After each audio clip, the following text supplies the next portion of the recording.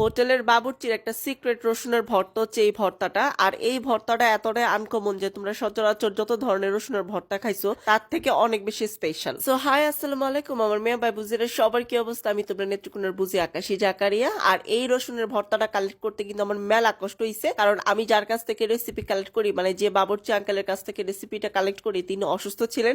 আর সুস্থ হওয়ার আগ পর্যন্ত কিন্তু আমার ওয়েট করা লাগছে এই রেসিপিটার জন্য। সো ইয়া ফাইনালি আমি তোমার সাথে শেয়ার করতে পারতাছি স্পেশাল রসুনের ভর্তা। তো দেখো এখানে কিন্তু আমি অনেকগুলো রসুন নিছি, আর এইগুলো হামানদিস্তা দিয়ে আমি ভালো মতো করে কিন্তু আদা ভাঙ্গা করে নিছি, মানে থেতলায় নিছি। তোমরা যারা হামানদিস্তা নাই তারা যেটা করবা, মানে শিলপাটার মধ্যে একটু সেচে নিতে আরো। আর এইদিকে দেখো আমি রসুন গুলা দিয়ে দিলাম একটা পাত্রে, তারপরে হলুদের গুঁড়া, মরিচের গুঁড়া, ধনের গুঁড়া, জিরার গুঁড়া একসাথে সবগুলা দিয়ে এখন সুন্দর করে মাখায় নিতাছি। তারপরে অল্প একটু পানি দিয়ে কিন্তু আমি একটা গ্রেভি তৈরি করে নিতাছি। আর এই গ্রেভিটা 10 থেকে 15 মিনিটের মতো মেরিনেট করে রাখতে হইব। এরপর দেখো একটা প্যানের মধ্যে আমি বেশা কত আনি সরিষার তেল দিয়ে দিলাম। অবশ্যই এই রান্নাটা কিন্তু তোমাদের সরিষার তেলে রান্না করতে হবে। এরপরে দেখো আমি আস্ত কতগুলা রসুনের কোয়া দিয়ে দিছি এবং সাথে কতগুলা পেঁয়াজ কুচি দিয়ে দিছি।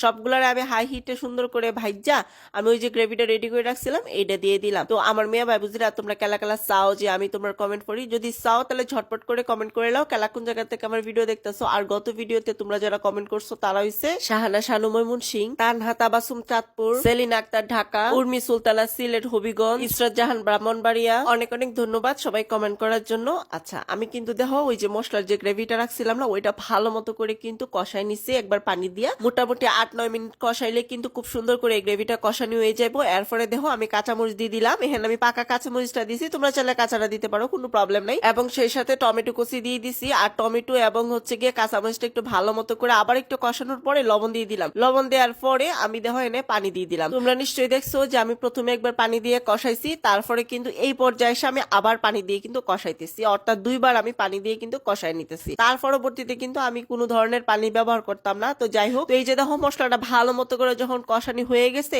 এরপরে আমি এনে মূলা কুচি দিতেছি। আমি আগে ভাগে একটা কথা কই রাখি মিয়া ভাই বুঝিরা, তোমরা যদি মূলাটা পছন্দ না করো তাহলে স্কিপ করিও, কোনো সমস্যা নাই। তবে তোমরা যদি একবার চাও যে আমি একটু টেস্ট করে দেখতে চাই যে মূলা দিয়ে এটা কিরকম স্বাদ, তো তোমরা অবশ্যই টেস্ট করে দেখো। আর আমি গ্যারান্টি দিয়ে কইতাছি টেস্ট করার পরে তোমরা বুঝতাই না যে এখানে মূলা দেওয়া হয়েছে এবং কোনো ধরনের কোনো স্মেল থাকবে না, গন্ধ থাকবে না, কিচ্ছু থাকবে না মূলার। তবে একটা জিনিস ফলো করতে হবে, এটা হচ্ছে গিয়া বেশি করে কিন্তু এখানে রসুন দিতে হইব, যেহেতু রসুনের ভর্তা, সো রসুনের পরিমাণটা কিন্তু একটু বেশি দিতে হইব। আচ্ছা যখন দেখবে যে 95% এই ভর্তাটা হয়ে গেছে, এরপরে চিলি ফ্লেক্সটা দিয়ে দিবা। যদি বাসায় চিলি ফ্লেক্স না থাকে তাহলে শুকনা মরিচ দিয়ে দিয়ে দুইটা সিরে আর কি উপর দিয়া। এরপরে দেখো আমি তোমার ধনে পাতা দিতেছি। ধনে পাতার পরিমাণটা একটু বেশি থাকতে হইব। এবং সবশেষে যেটা দিয়ে আমি দিচ্ছি সরিষার তেল। আর এই সরিষার তেলটা যখন দিবা তখন কিন্তু একবারে চুলার জালটা নিভাই ফেলতে হবে, কোনো ধরনের মানে